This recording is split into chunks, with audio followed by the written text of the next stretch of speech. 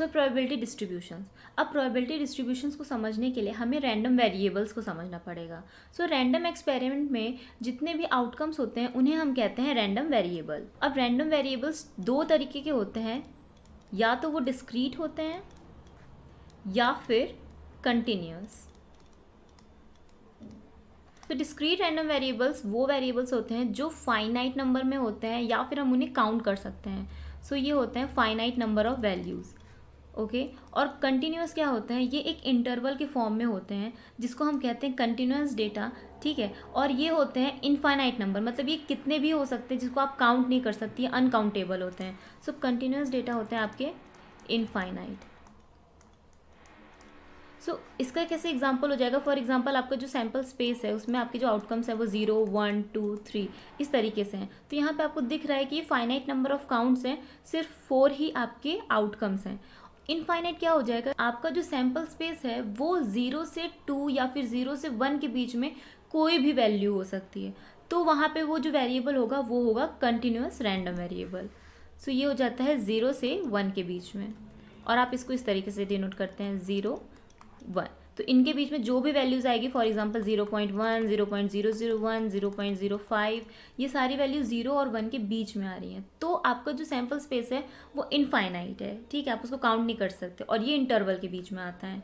तो ये हुआ discrete and continuous random variable. So statistics for data analysis and data science, जितने भी इंपॉर्टेंट टॉपिक्स हैं जो भी मैंने इस वीडियो में कवर किया है उन सब पे मैंने एक डिटेल नोट्स बनाया है। सो अगर आपको ये नोट्स चाहिए तो आपको लिंक डिस्क्रिप्शन बॉक्स में मिल जाएगी, आप वहाँ से चेकआउट कर सकते हो। तो इसमें आपको descriptive statistics, probability, inferential statistics with real life example, सारी चीज़ें आपको मिल जाएंगी। इसके यूज़ करके आप इंटरव्यूज़ के लिए भी प्रिपेयर कर सकते हो, ये आपके लास्ट मिनट नोट्स की तरह वर्क करेगा। अब बात करते हैं इनके प्रोबेबिलिटी की। तो डिस्क्रीट रैंडम वेरिएबल का जो प्रोबेबिलिटी निकलता है उसको हम कहते हैं probability mass function. So probability mass function किसका होता है, डिस्क्रीट रैंडम वेरिएबल्स का। सिंपली आप ऐसे समझो कि अगर हम डिस्क्रीट रैंडम वेरिएबल का प्रोबेबिलिटी निकाल रहे हैं तो वहाँ पे हम अप्लाई करेंगे प्रोबेबिलिटी मास फंक्शन। ठीक है, और हम अगर कंटिन्यूअस रैंडम वेरिएबल का प्रोबेबिलिटी निकाल रहे हैं तो वहाँ पे हम कहते हैं प्रोबेबिलिटी डेंसिटी फंक्शन। उस प्रोबेबिलिटी डिस्ट्रीब्यूशन को हम कहेंगे प्रोबेबिलिटी डेंसिटी फंक्शन। सो चलिए अब हम probability mass function, probability density function को एग्जांपल से समझते हैं। So when tossing 4 fair coins we have the following possible outcomes for number of heads. अब 0 हेड कितनी बार आएगा, ओनली 1 टाइम्स, जब 4 कॉइन्स पे आपके टेल आएंगे। देन 1 हेड, 4 में से किसी भी कॉइन में आपका एक बार भी हेड आता है तो वो आपके 1 हेड के आउटकम्स में आ जाते हैं। उसी तरीके से 2 हेड्स, 3 हेड्स एंड 4 हेड्स। तो टोटल आपको जो सैम्पल स्पेस का काउंट निकलेगा वो होगा आपका 16। ठीक है, तो अगर हम प्रोबेबिलिटी मास फंक्शन निकालें 0 हेड के लिए तो probability mass function for 0 head is 1/16। उसी तरीके से probability for 1 head equals to कितनी बार आया है यहाँ पे 4 टाइम्स, तो 4/16। Then for 2 heads it's 6/16। फिर 3 हेड्स के लिए और 4 हेड्स के लिए सिमिलरली 4/16 और 1/16 आएगा। अगर हम इसको विजुअली रिप्रेजेंट करें तो ये बार चार्ट के फॉर्म में रिप्रेजेंट होगा, क्योंकि यहाँ पे आपको डिस्क्रीट रैंडम वेरिएबल मिल रहा है, काउंटेबल रैंडम वेरिएबल है, फाइनाइट नंबर ऑफ वैल्यूज़ हैं, तो आप इसको बार चार्ट के फॉर्म में रिप्रेजेंट कर सकते हो। तो आप यहाँ पे देख सकते हो इस चार्ट में एक्स एक्सिस पे आपको नंबर ऑफ हेड्स मिल जाते हैं और वहीं वाई एक्सिस पे आपको प्रोबेबिलिटी मिल जाता है। सो यहाँ पे probability mass function for tossing 4 coins. So 1/16, 4/16, 6/16, 4/16 and then 1/16। इस तरीके से आपको प्रोबेबिलिटी मास फंक्शन मिल जाता है डिस्क्रीट रैंडम वेरिएबल के लिए। So let's see the example for probability density function. Imagine a call centre that receives a large volume of customer inquiries and service request.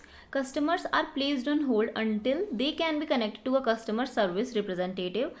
The time a customer spends on hold is referred to as wait time. जैसे कि normally होता है, हम कभी भी किसी भी customer care को कॉल करते हैं तो हमें एक वेट टाइम के लिए थोड़ा देर के लिए होल्ड पे डाला जाता है जब तक से किसी सर्विस रिप्रेजेंटेटिव को वो कनेक्ट ना कर दें। सो यहाँ पे मीन वेट टाइम आपका म्यू जो है वो आपका एस्टिमेटेड है 5 minutes, indicating the average time customers spend on the hold, and the standard deviation is estimated to be 2 minutes, reflecting the variability और डिस्पर्जन इन वेट टाइम। तो ये एक बहुत ही अच्छा एग्जांपल है प्रोबेबिलिटी डेंसिटी फंक्शन का।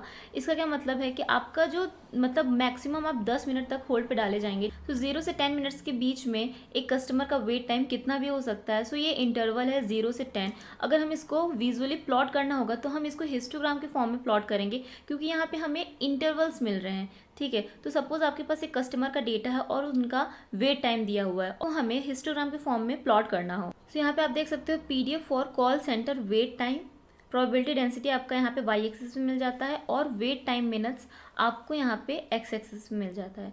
सो ये जो बिन्स बने हुए हैं ये इंटरवल्स में बने हुए हैं और जो प्रोबेबिलिटी डेंसिटी है आपका ये कर्व मिल जाता है आपको। ठीक है, सो आपको यहाँ पे एक नॉर्मल डिस्ट्रीब्यूशन मिल रहा है। ये हम आगे की वीडियोस में देखेंगे कि normal distribution, standard normal distributions क्या होते हैं। सो यहाँ पे ये समझिए कि आपको जो इंटरवल दिया गया है वो 0 से 10 के बीच में है और जो भी कस्टमर्स का वेट टाइम है वो यहाँ पे रिप्रेजेंट हुआ है प्रोबेबिलिटी डेंसिटी के फॉर्म में इस कर्व के थ्रू। सो सपोज आपको ये प्रोबेबिलिटी निकालनी है कस्टमर्स की जो 5 मिनट से लेस, जिनका 5 मिनट से लेस देन वेट टाइम है। सो आपका प्रोबेबिलिटी किस तरीके से निकलेगा, यहाँ पे आपका 5 आ जाएगा। Okay, so area under the curve आपका जो होगा वो होगा आपका प्रोबेबिलिटी डेंसिटी। सो 0 से लेके 5 तक का आपका हो जाएगा इंटरवल। तो यहाँ पे आपका ए हो जाता है 0, बी हो जाता है 5 मिनट्स।